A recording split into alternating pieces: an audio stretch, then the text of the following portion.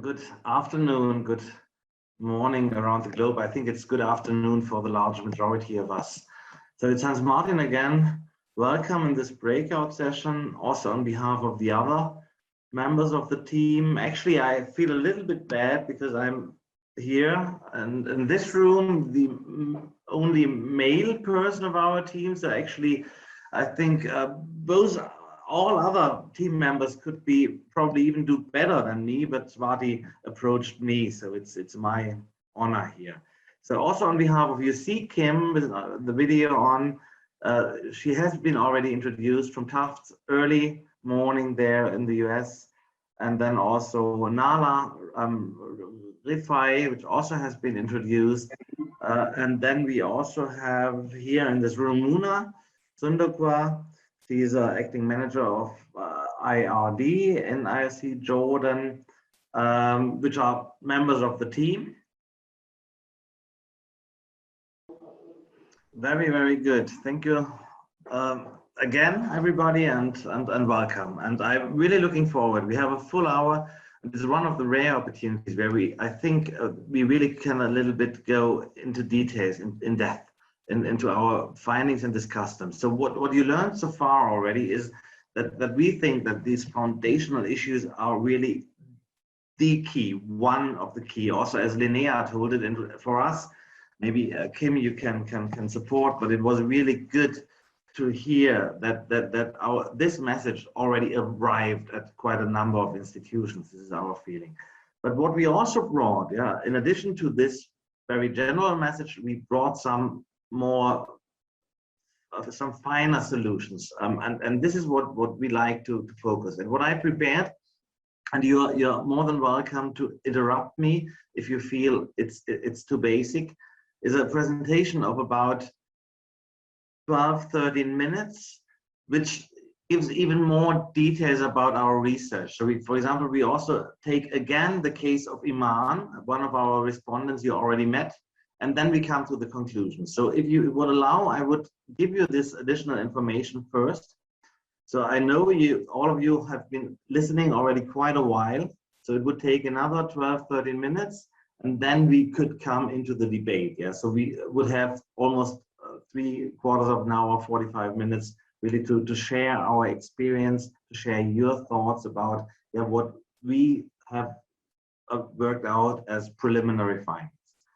So I suggest now, you all agree, and I share my screen, and hopefully then we can get a little bit deeper into what we found. So okay, welcome again in this breakout group on the foundational issues, and what we term the survivalhood phase. We will discuss our findings around how the survivalhood journeys of the respondents unfolded over the course of the research and the challenges they face in ratcheting up. We will first provide some key insights from the research, and then move to the discussion. And if you have any because we're such a small group, you are also invited to interrupt me and or to provide some questions already now in our chat. As already indicated, it's not only me, but it's a larger team. So I think in the discussion, because for example, I admit I'm not a specialist in the legal issues, for example, and I'm happy to have Nala, for example, which is part of the team here from IRC Jordan. So as Swati indicated already, we looked at this livelihood journey framework briefly in the first session, and we see that issues at the foundational level present the biggest barriers, for refugees in their livelihoods. Systemic and regulatory barriers limit economic opportunities, decent work, and entrepreneurship for refugees in Jordan. Except for Syrians, other refugee groups studied in this research are not able to access livelihood opportunities legally. Even for Syrians, there is a gap between policy and practice on key economic rights, including bureaucratic hurdles to obtain work permits or register a business, access other economic IDs, such as a driver's license, and to work outside the open sectors. To keep our focus here in this breakout session, we will consider the case of the Syrian refugees. As the challenges faced by other nationalities, they are covered in breakout group 3. We see that the majority of our participants are stuck, what you already indicated, in the middle phase, the survivalhood phase, where income from work or business is meager and there is still dependence on cash assistance or informal debt. The next focus is on survival, smoothing consumption, overcoming emergencies, but the planning horizon remains short. Many of our participants, the large majority, work in informal and unstable jobs with lumpy incomes. Some had opened small home-based businesses, but the income from those were minor. There were several challenges such as low demand, lack of market linkages, and lack of capital.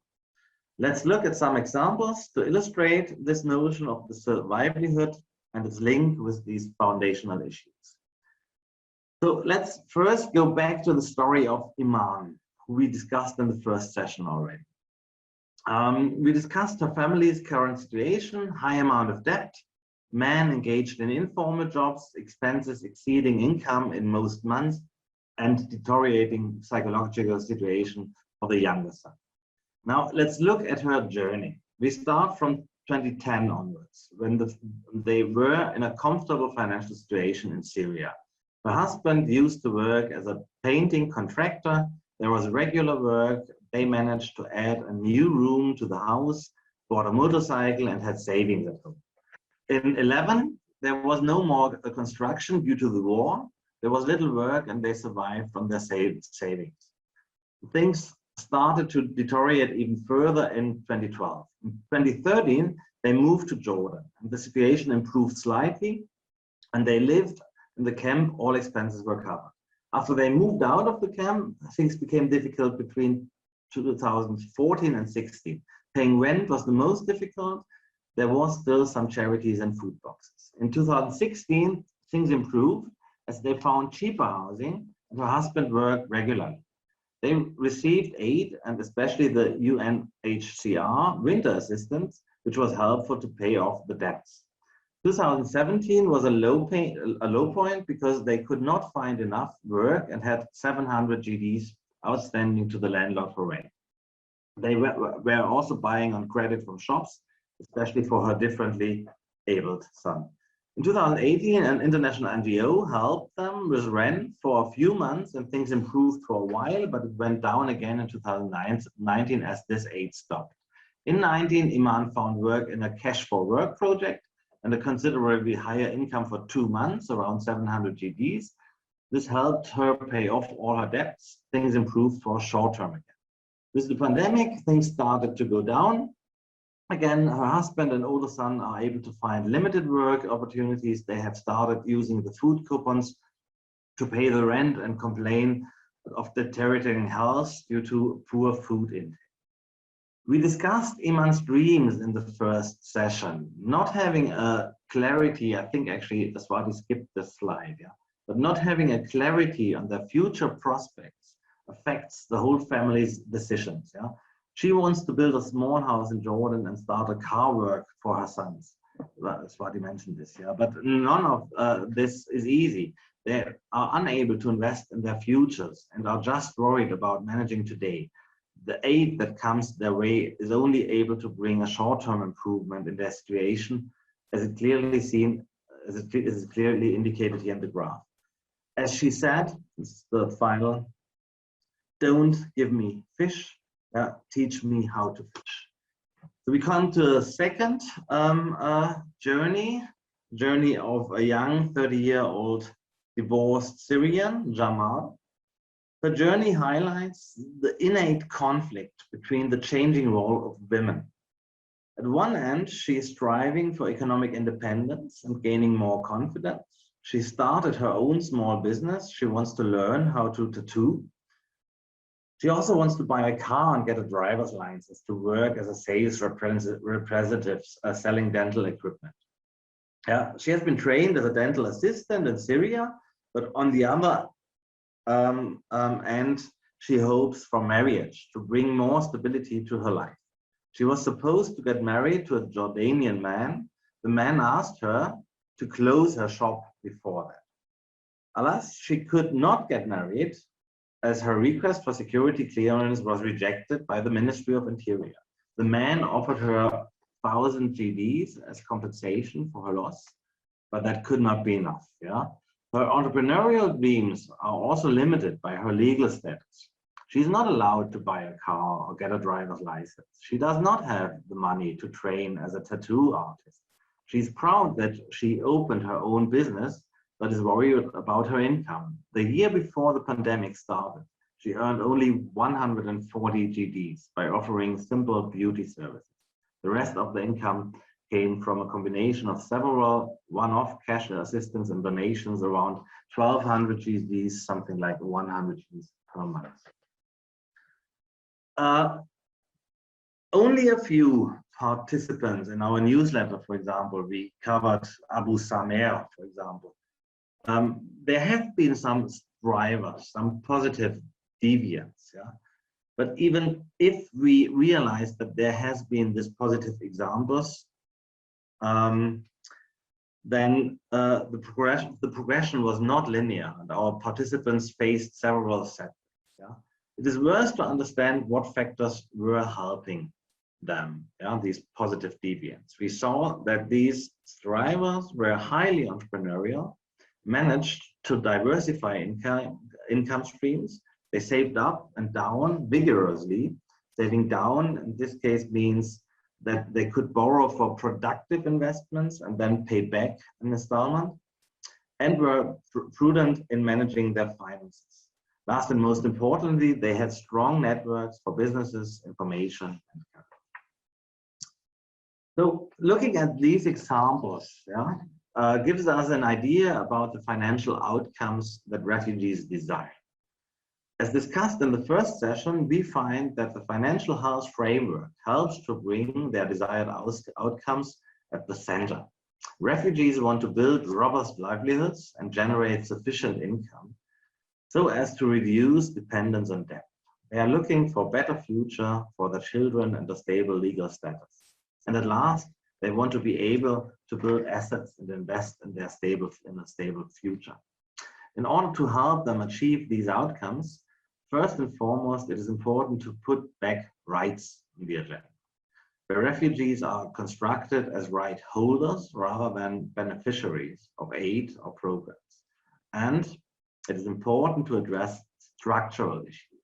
Yeah, and these structural issues we think are, here you see on the slides, these four aspects. Yeah, structural issues to be addressed in a rights-based approach should be to improve access to economic opportunity, i.e. to open up sectors, ease registration of small businesses, increase protection against Jordanian partners, and ease access to IDs such as driver's license. Second, it also means to create awareness about legal rights, not only among refugees, but also amongst Jordanians and employers, among police and local authorities. Participants avoided the need to have more transparency in distribution of humanitarian aid and ease access to information on their UNHCR files. Lastly, a right-based approach also warrants support for refugee-driven organizations. This entails helping refugees from collective action groups to increase participation. This is currently not possible as refugees are legally not allowed to form formal support groups in Jordan. Going a bit further on this last point, we found that refugee-driven organizations and local faith communities in other find research countries, already said, yeah, Kenya, Uganda, Mexico, they were standing in the gap left by bigger NGOs and their programs. They face, yeah, these community-based organizations, they face challenges in terms of funding, which is often tied to strict outcomes and compromises on the flexibility to respond to the changing needs of people. The funding has also been on a decline. We heard many times about support from church-run centers in Amman, offering aid, social networks, health services, language lessons, livelihood support, and even education, all irrespective of nationalities. They could offer more services, thereby filling the gaps left by humanitarian organizations and host government, such as certified language training, paralegal services, psychological counseling, networking with host community, and help refugees navigate the humanitarian system by cataloging services of different organizations or suggesting referral pathways to vulnerable cases. Looking at some other important factors, we find that apart from livelihoods and financial services, there are many important non-monetary inputs to build an individual's capabilities. These include, on the left-hand side here, the networks and friendships, legal empowerment, which we already discussed, mental health for both men and women.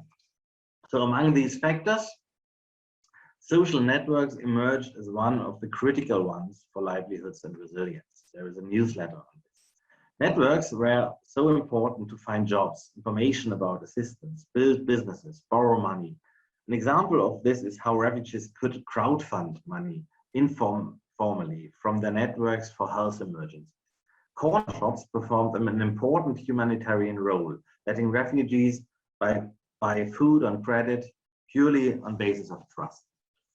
Immersive opportunities could help refugees, especially women, build these networks. Attaching home-based businesses to Jordanian entrepreneurs, setting up more mentorship initiatives will help expand social networks.